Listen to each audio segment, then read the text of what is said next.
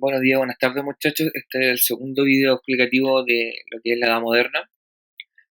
Habíamos quedado hasta la revolución científica que alcanzamos a explicar, en el apartado de revoluciones.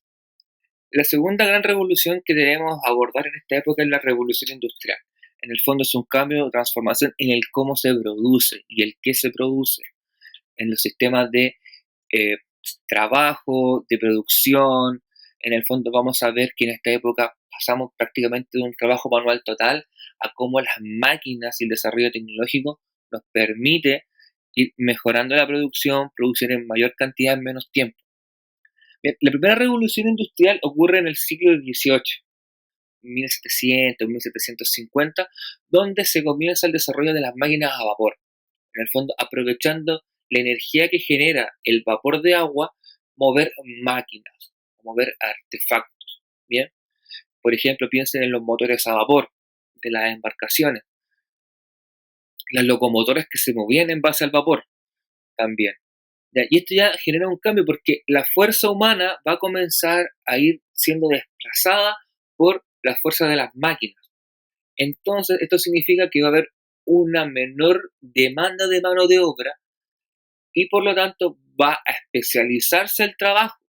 Por lo tanto, se va a requerir una mayor cantidad de conocimientos para poder operar esa máquina, haciendo que los puestos de trabajo que eran 10 ahora pasen a ser 1, pero ese 1 va a tener que tener determinados conocimientos extra.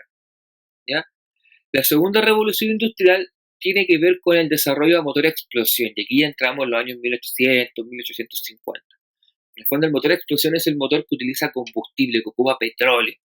Bien, es aquí donde ya comienza la explotación del petróleo como una fuente de combustible. Ya también es cuando comienzan a desarrollarse los primeros vehículos a motor, poco tiempo después, en los años 1900, los primeros aviones. En el fondo, cada vez nos vamos especializando más y más y más. Y por último, llegamos a la tercera revolución industrial, que ya viene siendo casi llegando a los 1900, que es cuando comenzamos a utilizar la energía eléctrica. Nos damos cuenta que la electricidad tiene utilidad para nuestra vida diaria, como puede ser el alumbrado eléctrico, el hacer funcionar electrodomésticos, eh, en fin. En el fondo, si ustedes se dan cuenta, lo que tiene es que va cada vez profundizándose más el conocimiento en determinadas áreas que nos permiten el desarrollo de maquinaria y que a su vez hace la vida más simple en el aspecto de que ya no requerimos, por ejemplo, de un caballo, de un carro tirado a caballos para desplazarnos, o podemos ocupar un vehículo, ¿ya? Para informarnos no tenemos que esperar una carta, podemos ver la televisión, podemos conectarnos vía una computadora o llamar por teléfono. Esos cambios comienzan en esta época o se aceleran en esta época. Claro, ¿qué efectos contrarios tiene? En el fondo que se disminuye la necesidad de mano de obra, por lo cuanto va a aumentar el desempleo. Y también hay un aspecto que tiene que ver con el medio ambiente, que es que el medio ambiente comienza a verse afectado. De hecho, por ejemplo, con la primera revolución industrial, con la de la máquina de vapor, se hace necesario el desarrollo de minas de carbón, ¿ya? Y la producción de carbón es bastante peligrosa para el ser humano y significa también una intervención importante en el medio que me rodea. Por el petróleo, el desarrollo de pozos petrolíferos, eh, además, el uso de combustibles fósiles como el carbón y el petróleo tienen efectos secundarios, que es la emisión de material contaminante en medio ambiente. Es decir, también nos lleva a todos estos problemas medioambientales que existen el día de hoy. Es más, los estudios han demostrado que el aumento de este proceso de calentamiento global, de cambio climático, se aceleran con este desarrollo. De hecho, las emisiones de mm, eh, material particulado, en el fondo, de toda esta producción de dióxido de carbono que se genera en el ambiente, u otros químicos que salen al ambiente debido al uso de carbono o petróleo, eh, han llevado a que estemos en la situación que estamos al día de hoy. ¿Ya?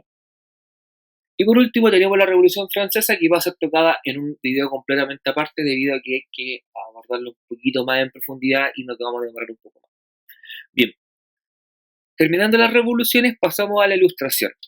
La Ilustración se define como un movimiento intelectual y filosófico que tiene como base a la razón, es decir, el pensamiento racional, un pensamiento a escala humana, pensado por y para el hombre, para el beneficio humano, ¿ya?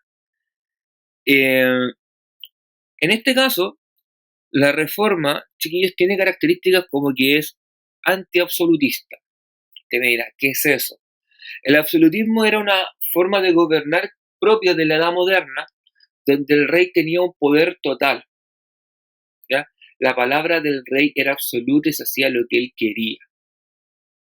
Los ilustrados, es decir, esta gente que estaba influenciada por la ilustración, planteaban que eso no era lo correcto, porque en el fondo el poder corrompía y no te llevaba a tomar las mejores decisiones para la persona, para la población.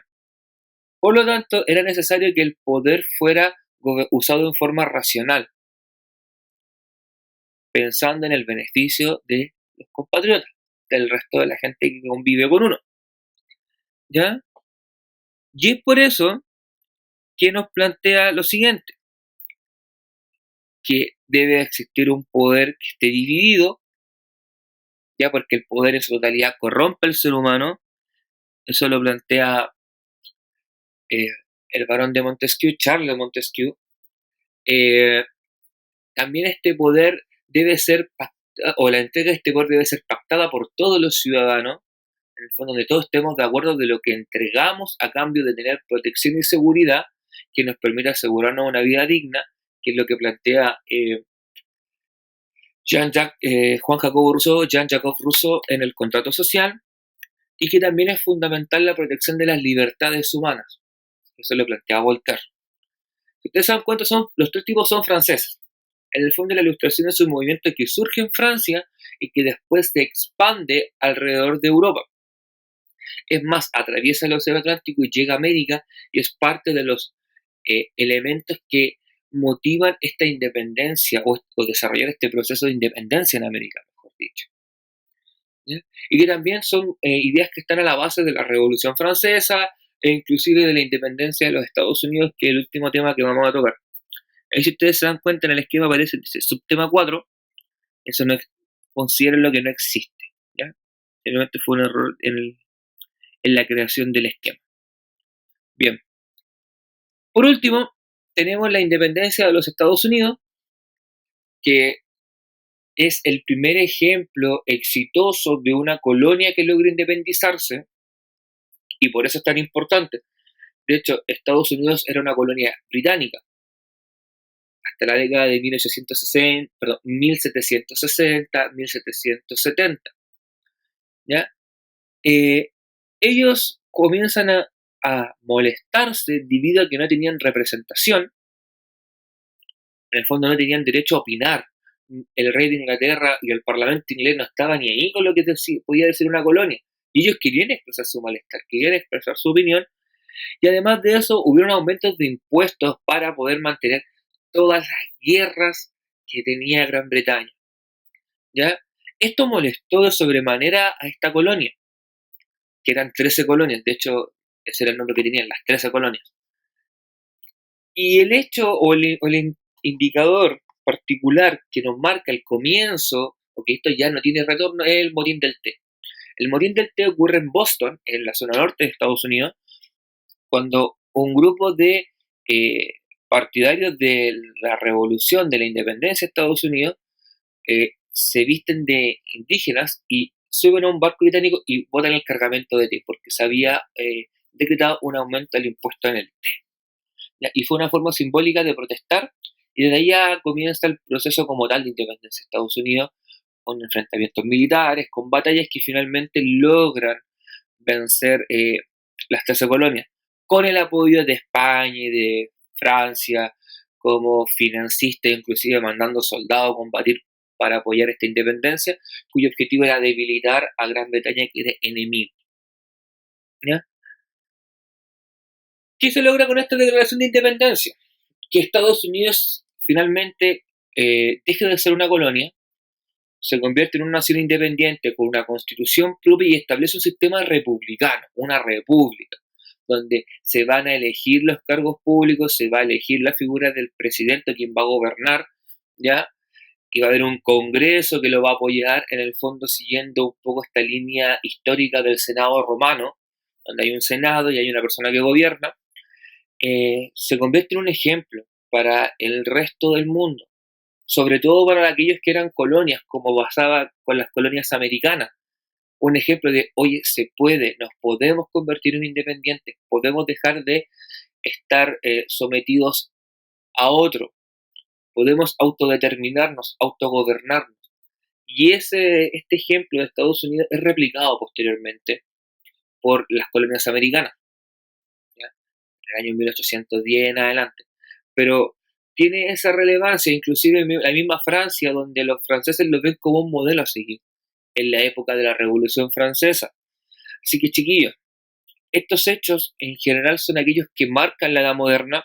Traté de ser lo más sintético posible, por eso hay elementos que se ven muy vagos, muy sueltos, porque por temas de tiempo y también pensando que es una síntesis solamente de la historia universal, no me puedo detener demasiado en cada uno de ellos.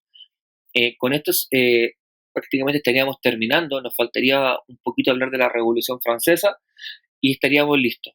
Chiquillos, cualquier duda al correo institucional, no tengan vergüenza en mandar un correo y preguntar algo, sean constantes, vean los videos, tomen los apuntes, hagan las actividades, chiquillos. Recuerden que en esta modalidad de teledistancia es fundamental que ustedes sean los protagonistas y que ustedes sean responsables y conscientes de su trabajo y no dejen todo a última hora. Que estén muy bien, cuídense, un abrazo.